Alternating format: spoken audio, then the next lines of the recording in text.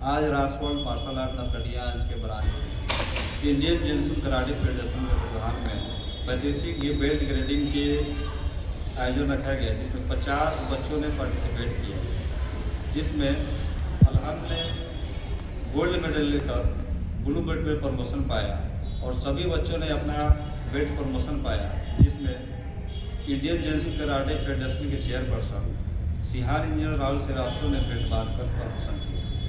मुख्य कोच के तौर पर उपासना आनंद और मैं स्वयं आसिफ अनवर इसको देख रेख में संपन्न।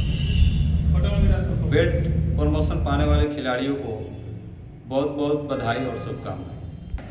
मैं आसिफ अनवर, असिस्टेंट डायरेक्टर राष्ट्रवाद नरकटियागंज।